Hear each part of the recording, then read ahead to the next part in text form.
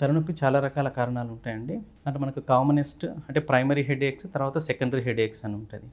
So, primary హెడేక్స్‌లో మనకు commonest ఏందంటే tension type headache. అంటే టెన్షన్, స్ట్రెస్ వల్ల వచ్చే హెడేక్. అది మనకు ఈ భాగంలో స్టార్ట్ అవుతుంది. సో, ఆ తర్వాత ఈ తలంతా కూడా స్ప్రెడ్ అయితుంటది. అది చాలా కామన్‌గా చూసుకుంటాం. 70% మందిలో ఈ టెన్షన్ టైప్ హెడేక్ అనేది చాలా కామన్‌గా వస్తుంటది. దానికి స్ట్రెస్ మెయిన్‌గా. టెన్షన్ అంటే స్ట్రెస్ వల్ల ట్రిగ్గర్ అవుతుంటది, పెరుగుతా ఉంటది. ఓకే. సో, దాంట్లో నిద్ర డిస్టర్బెన్స్ ఉంటది. నిద్ర డిస్టర్బెన్స్ అయితే నెక్స్ట్ డేకి ఇంకాస్త తలనొప్పి అనేది ఎక్కువ అవుతుంటది. దానికి కొన్నిసార్లు లైట్‌గా వామిటింగ్ సెన్సేషన్ కూడా ఉండొచ్చు. అది టైట్‌గా బ్యాండ్ లైక్ సెన్సేషన్ అంటే మనకి టైట్‌గా కట్టేసినట్టు అలాంటి ఫీలింగ్ ఉంటది వాళ్ళకు. చాలా సివియర్‌గా వస్తది. కొన్నిసార్లు అన్‌బేరబుల్ అవుతుంటది. సో, దాంట్లో మనం మెయిన్‌గా ఆ టైంలో pain killer. So, pain killer వేసుకుంటే కొంతవరకు తగ్గుతుంటది. దాంతో పాటుగా మనం స్ట్రెస్ అనేది తగ్గించుకోవాలా. దానికి రిలాక్సేషన్ మెథడ్స్ ఉంటాయి. సో, మెడిటేషన్ కానీ, ప్రాణాయామం కానీ సో, అలా చేస్తే దాంతో పాటుగా తలనొప్పి టాబ్లెట్స్‌తో పాటుగా తలనొప్పి అనేది ఉపశమనం కలుగుతుంటది. దాంతో పాటుగా ఇంకా కామన్‌గా అంటే రెగ్యులర్‌గా మనం చూసే హెడేక్ ఏందంటే మైగ్రేన్ హెడేక్ అంటే పార్శ్వనొప్పి అంటాం.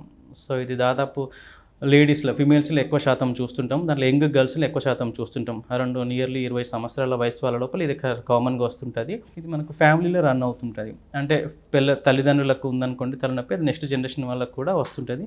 70% మందిలో ఇది మనం కామన్‌గా చూస్తుంటాము. ఇది మనకు మెయిన్‌గా ఎలా వస్తుందంటే ఒక సైడ్ తలనొప్పి అంటాం. అంటే ఒక సైడ్ తలనొప్పి వస్తుంటే ఏదో కుడివైపు గానీ, ఎడమ వైపు గానీ, కంటి చుట్టూ ఇలా వచ్చేసి ఇదంతా ఒక సైడ్ స్ప్రెడ్ అవుతుంటది. సో, దాంతో పాటుగా మనకు వామిటింగ్ సెన్సేషన్స్ కానీ, వామిటింగ్స్ కానీ ఉంటాయి. దాంతో పాటుగా మనకు సౌండ్‌కు గానీ, లైట్‌కి కానీ, స్మెల్‌కి కానీ తలనొప్పి అనేది ఎక్కువ అవుతుంటది. అట్లా. సో, దాన్ని మనం ఫోనోఫోబియా అంటాం. ఇంకొకటి ఏంటంటే ఇక్కడ కొంచెం పల్సటైల్ అంటే పల్స్ కూడా మనం కొంచెం మందికి ఫీల్ అవుతుంటాం. సో, ఈ టైప్ ఆఫ్ హెడేక్‌ని మనం పార్శ్వనొప్పి అంటాము. సో, దీనికి ప్రధానంగా రక్త సరఫరా చేంజెస్ వల్ల వస్తుంటది. అంటే ఇక్కడ తలకు బయట ఉన్న రక్తనాళాలు డైలిటేషన్ అంటే ఉబ్బడం వల్ల, తర్వాత తల లోపల ఉన్న రక్త సరఫరా తగ్గిపోవడం వల్ల ఈ టైప్ మనకు తలనొప్పి అనేది వస్తుంటది. సో, మెయిన్‌గా ఏందంటే దీనికి ట్రిగ్గర్స్ ఉంటాయి. ట్రిగ్గర్స్ అంటే ఎక్కువ అవుతుంటది. అట్లా. సో, అది స్లీప్ డిస్టర్బెన్స్ వల్ల కావచ్చు, తర్వాత స్ట్రెస్ వల్ల కావచ్చు, తర్వాత ప్రాపర్‌గా ఫుడ్ తీసుకోకపోయినా కావచ్చు, తర్వాత నికోటిన్ కానీ, కెఫీన్ కానీ, చాక్లెట్స్ కానీ తీసుకున్నప్పుడు రావచ్చు. దాంతో పాటుగా జంక్ ఫుడ్ తీసుకోవడం వల్ల రావచ్చు. ఆల్కహాల్ ఎక్కువ తీసుకోవడం వల్ల, స్మోకింగ్ వల్ల, సడన్‌గా వెదర్ చేంజ్ అవ్వడం వల్ల సో, ఈ నొప్పి అనేది ఎక్కువ అవుతుంటది. ఈ నొప్పి ఒకసారి వచ్చినప్పుడు చాలా అన్‌బేరబుల్ ఉంటది. సడన్‌గా అటాక్స్ అంటాం. ఇది సడన్‌గా అటాక్ లాగా వస్తుంటది.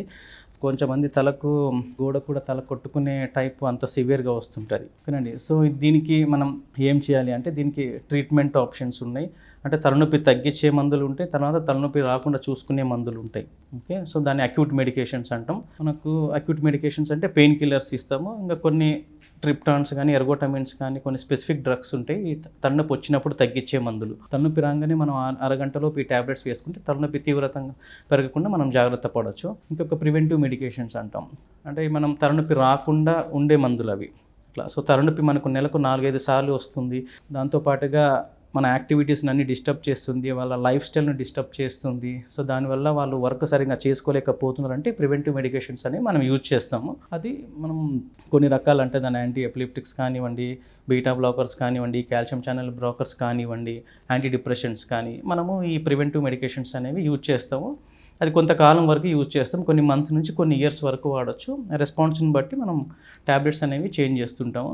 సో, దాంతో పాటుగా మనం ఏవి ప్రేరేపించేవి ట్రిగ్గర్స్ అంటాం కదా! ఆ ప్రేరేపించేవి కూడా మనం పెరగకుండా కంట్రోల్‌లో పెట్టుకోవాలా. ఇప్పుడు స్లీప్ డిస్టర్బెన్స్ ఉన్నప్పుడు తలనొప్పి వస్తుంటది కాబట్టి స్లీప్ అనేది ప్రాపర్‌గా 7, 8 అవర్స్ స్లీప్ మెయింటైన్ చేయాలి.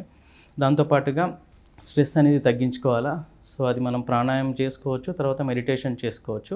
దాంతో పాటుగా జంక్ ఫుడ్ అవాయిడ్ చేయాలా. కొంతమంది చాక్లెట్స్ అవాయిలా, స్మోకింగ్ స్టాప్ చేయాలా, ఆల్కహాల్ కంట్రోల్ చేసుకోవాలా.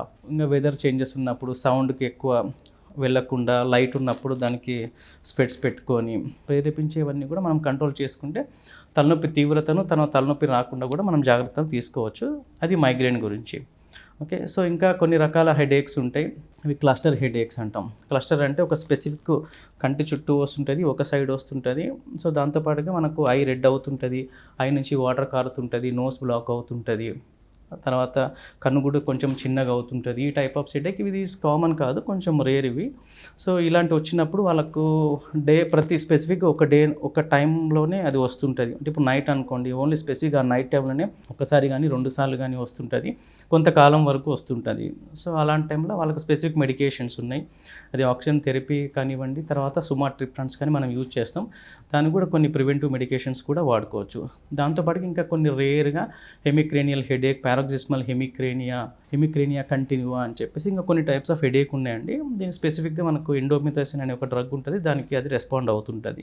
ఇంకా అవి కాకుండా థండర్ క్లాప్ హెడేక్ అంటాం. అంటే సడన్గా అన్బేరబుల్, అంటే ఇంకా వాళ్ళకి లైఫ్లో ఇంతవరకు ఎప్పుడు హెడేక్ అంత సివియర్గా రాకుండా ఉండే టైప్ కొన్ని హెడేక్స్ ఉంటాయి, వాళ్ళు ఆ టైంలో ఫేస్ చేస్తారు.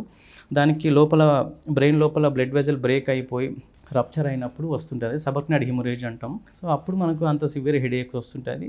అది అన్యూజువల్ రప్చర్ అయినప్పుడు సబర్క్నాడ్ హిమరేజ్ వచ్చి ఆ type of thunder clap headache అనేది వస్తుంటుంది.